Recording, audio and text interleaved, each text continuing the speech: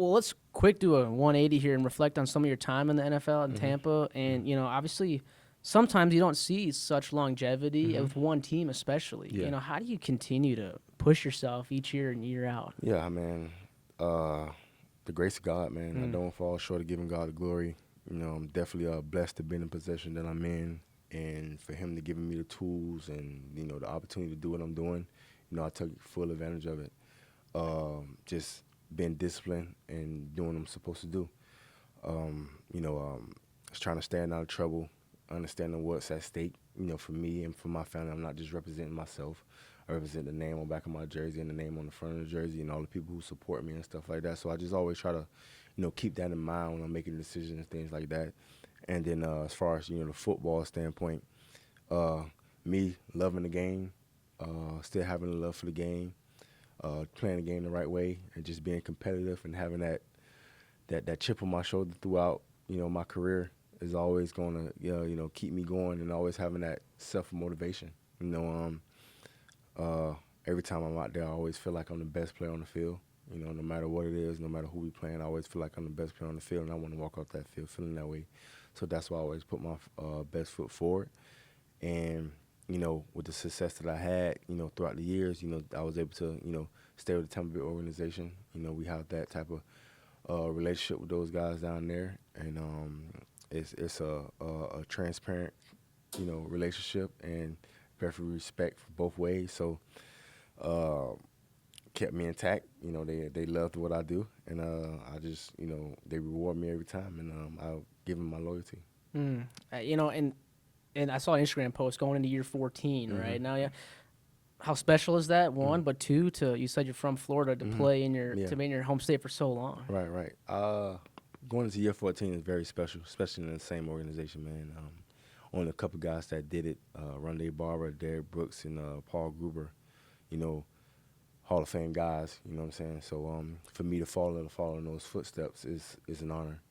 For me to be mentioned in the same breath as those guys is definitely an honor. Guys who paved the way for me. And then, man, just I can't thank God enough. It's just an incredible situation, an incredible feat for me. And I never thought I'd be in this position. I never had the intentions on playing in the NFL for 14 years. I just take it 1 year at a time every year and see where that takes me, and it got me here. And that time flew by for sure.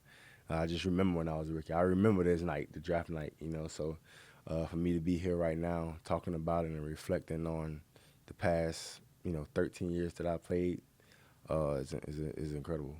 Well, last question I have for you, just something fun to end on. But what was it like to win a Super Bowl, and kind of what's that feeling like? Yeah, oh, man. It was an incredible feeling, man. I could talk all day about that. First and foremost, going through 8 years, eight years of, misery, basically. Not making the playoffs, not having winning seasons, different coaches coming in and out, having dealing with different people every now and then, and just dealing with that stuff. And I just remember me not wanting to be there no more. And I just when we hired Coach Bruce Arians, I thought we was gonna do a whole new turnaround. They was gonna get rid of guys and stuff like that. And I told them like, hey man, I don't want to go through another coaching change. I don't want to be here no more. And I just want to move on.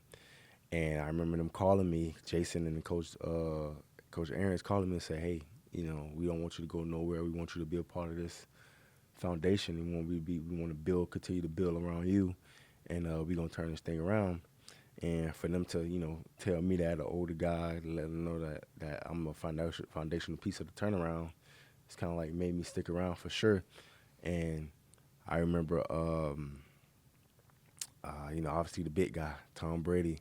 I remember Coach B.A. at the end of an exit meeting telling me, I think we're going to have a chance to get the big guy.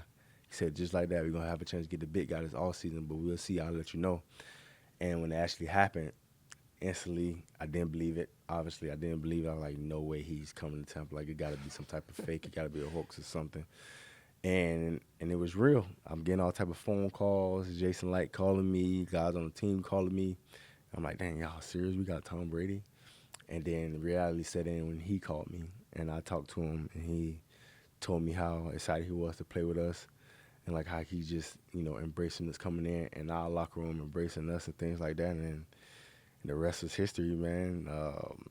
Just moments throughout that whole season was incredible. I remember we going to a bye week. We was like 7-5, kind of struggling. Like lost 3 straight games or something like that. And then I just remember talking to him saying, like, asking me how I'm doing, whatever, and this and that. And he was like, he looked at me and said, "Trust me, we're not gonna win another. We're not gonna lose another game." And I'm like, "Okay, I got you. That's easy to say, but that's hard to do. But I got you." And again, we didn't lose another game. We went on to the Super Bowl in our own stadium against a team who, defending Super Bowl champions. And, it was an incredible feeling, man. I had my family there.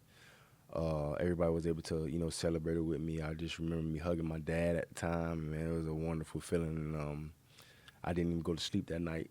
I stayed up 24 hours. I ended up on my way home, driving home at like 6 in the morning. I ran out of gas on the highway, but I didn't even care. I was excited. I had a whole interview, the Good Morning America interview to get to, and I made it. But if you look at the interview, man, I'm bright-eyed, still happy, still, on a high, man. But that was an incredible feeling, man, how just to feel all the stuff that I went through years prior and to be able to, finish on top, in my career. It was really great, and I just felt like I had a lot of, those guys who went through with me who wasn't able to experience that on my shoulders, and I just feel like I did it for them. Yeah. That's awesome. Well, Lavonte David, thank you so much for Yes, sir. stopping with us. Really appreciate it, man.